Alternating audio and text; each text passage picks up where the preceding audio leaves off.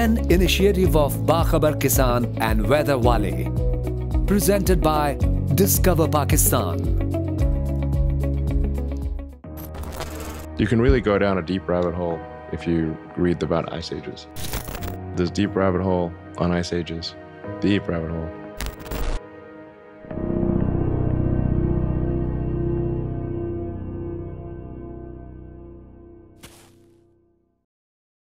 Global warming और ice as में बैठे थे कुछ चंद दोस्त हैं हमारे, उनके साथ बैठे थे। मैंने आइस एज के बारे में बहुत उनसे क्वेश्चंस किए, बहुत अपनी इन्फॉर्मेशन में इजाफा किया। अब उन्होंने मुझे factors contributing to global warming के बारे में भी बताया। तो व्हाट आर योर थॉट्स, क्या फैक्टर्स हैं जो ग्लोबल वार्मिंग को ग्लोबल वार्मिंग की रीज़न है बेसिक? ठीक है, तो जो ग्लोबल वार्मिंग और आइस एज है, दोनों का जो ट्रिगरिंग पॉइंट है वो ग्रीन हाउस गैसेस हैं। उसमें भी मेनली जो कार्बन डाइऑक्साइड है, अगर कार्बन डाइऑक्साइड की जो कंसनट्रेशन है कम हो जाती है तो हम कहते हैं कि टेम्परेचर कूलर हो रहे हैं और आइस एज एक्सपेक्टेड है। और यही चीज़ अगर कार्बन डाइऑक्साइड की कंसनट्रेशन ज़्यादा हो जाए, टेम्परेचर वार्म होने लग जाते हैं और क्या होता है कि हमारे पास ग्लोबल वार्मिंग स्टार्ट हो जाती है। तो ये दो डिफरेंस है ग्लोबल वार्मिंग में, आइस एज में।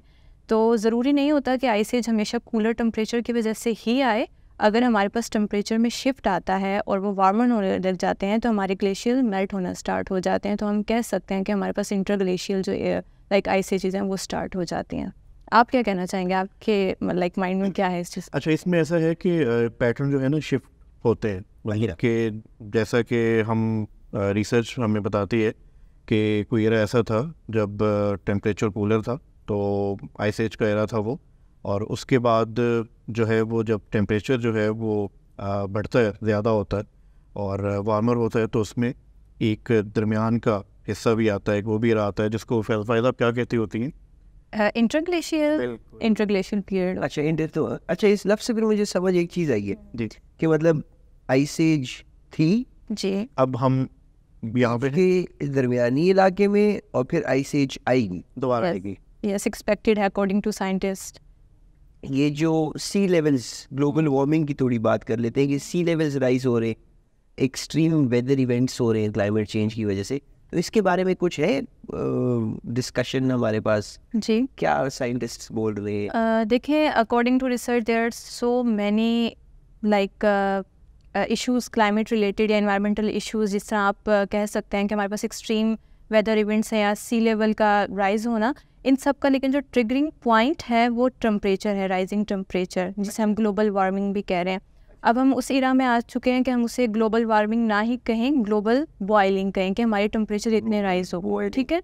तो हमारा ग्लेशियल मेल्ट हो रहे हैं, सी लेवल राइज हो रहा है।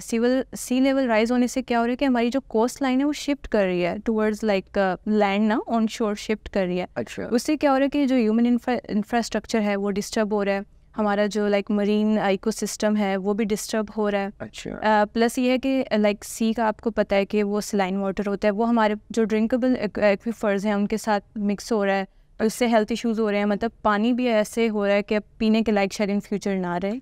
और इसके अलावा जो अर्बन फ्लडिंग वो है, और बहुत सारी एरियाज ऐसे हैं जो कि समंदर के किनारे हैं, जो कुछ शहर ऐसे हैं, हाँ, बिल्कुल, वो जो है वो भी ख़त्म होने का अंदेशा है उनका फ्यूचर में। गालिबन मॉरिशस के बारे में भी ये बोलते हैं कि वो आहिस्ता आहिस्ता सबमर्ज हो रहे हैं। बिल्कुल ऐसा ही है। सी लेवल जो है वो ऊपर आएगा और वो नीचे आ जाएगा। तो if I understood the matter correctly, क्योंकि कार्बन डाइऑक्साइड ज़्यादा हो रहा है, टेम्परेचर राइज हो रहे हैं, बिल्कुल, ग्लेशियल मेल्टिंग हो रही है, बिल्कुल, उसकी वजह से पानी सीज की तरफ ज़्यादा आ रहा है, सीज की तरफ पानी ज़्यादा आ रहा है, तो वो ऑब्वियसली जब वॉल्यूम ज़्यादा हो रहा है तो वो शोर्स पे आ रहा है, शोर्स पे आ रहा है तो उधर फ्लडिंग कह दें या उसको बोल दें कि लैंड अनअवेलेबल सी रह जाएगी।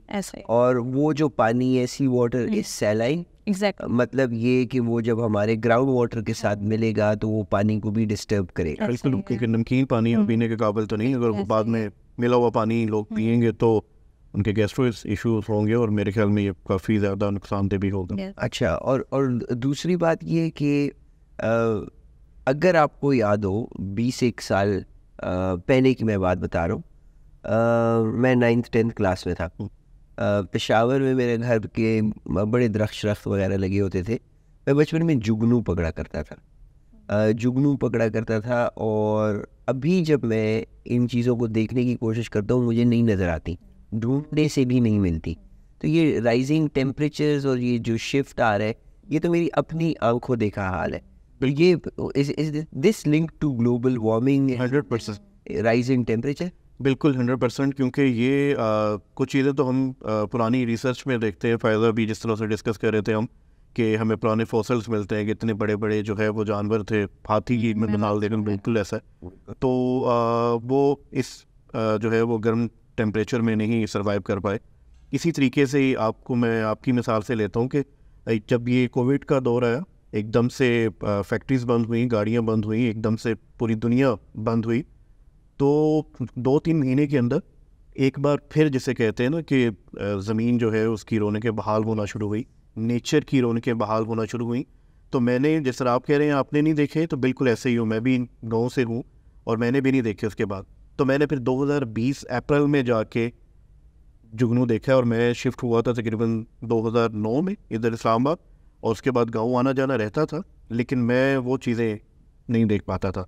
तो मैंने फिर ये अज्यूम किया कि जब ये कार्बन कम हुआ है तो एटमॉस्फेयर जो है वो थोड़ा सा इन चीज़ों के रहने के काबिल बना है, तो वो चीज़ें फिर जो है वो हमें दिखना शुरू हुई हैं। इवन वो मैं एक दिन आपसे डिस्कस कर रहा था कि चाइना में एक बच्चा था कोविड के दौरान, उसने अपनी विंडो से देखा कि परिंदा है, तो उसने कहा कि ये चिड़िया तो मैंने पहली बार देखी है, और उसके पेरेंट्स ने उसको बताया कि हम इसे बचपन में देखा करते थे। अच्छा। तब ये शटडाउन हुआ सब कुछ कोविड की वजह से, तो वो चीज़ें भी जो है वो नेचर की तरफ आई हैं।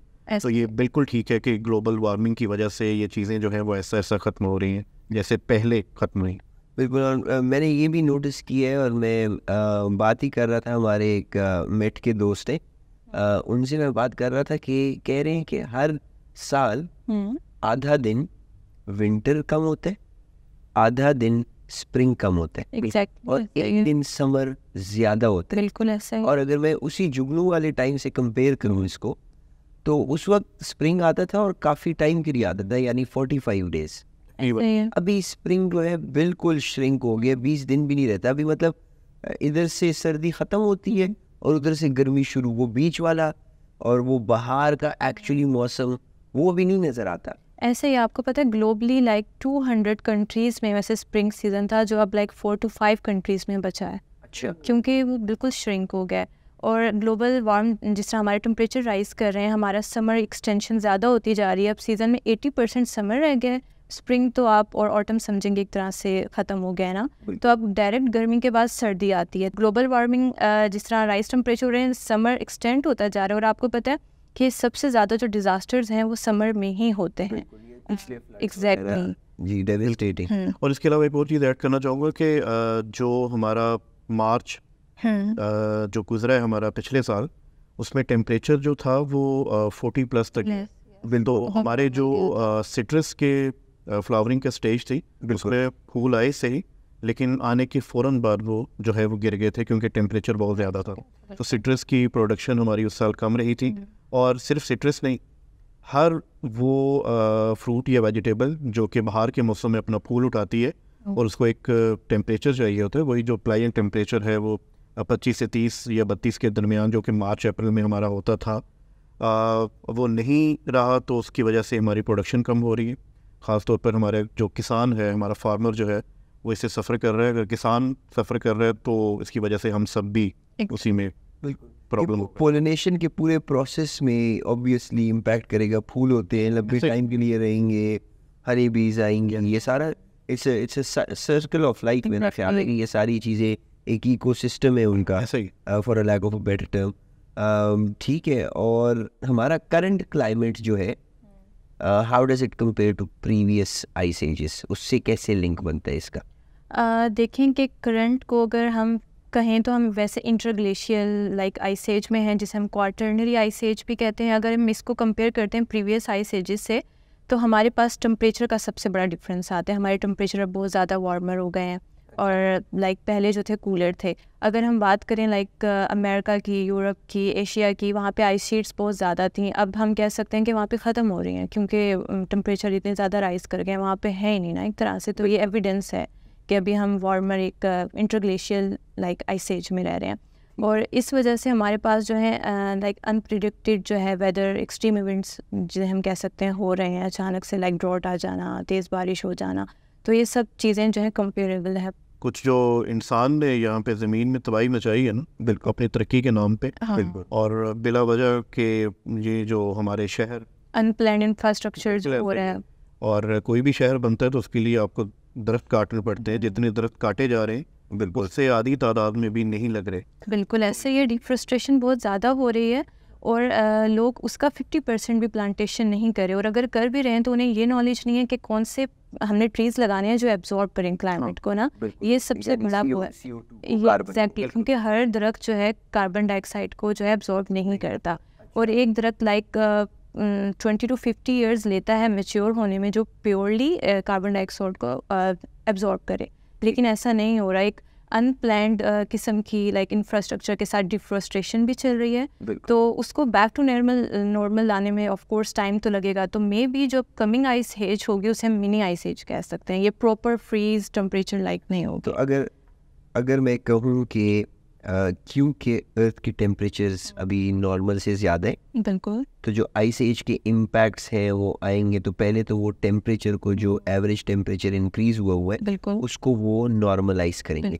नॉर्मलाइज करने के बाद आइस एज की तरफ जाएगा जिधर ग्लेशियर्स एक्सपैंड होंगे टू अ सर्टेन डिग्री, लेकिन इसकी एक्सपेंशन क्या इतनी ज़्यादा नहीं होगी जितने एक मैक्सिमम या बिग मैग्नीट्यूड के आइस एज को हम बोल सकते हैं कि ये आ जाएगा तो पूरी अर्थ को ही ग्लेशियर्स कवर कर लेंगे, तो it will be a mini ice age. That was all very interesting Faiza and Chaudhry लिशियस साहब, it was a fun talking to you about climate change and ice as.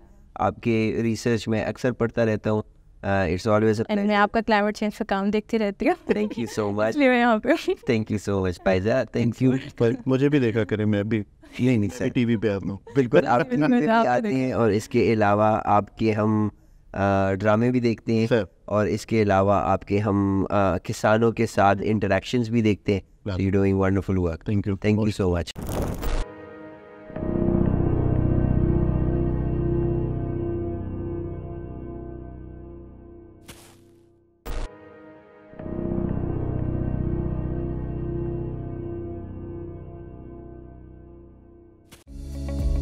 An initiative of Bakhabar Kisan and Weather Wale.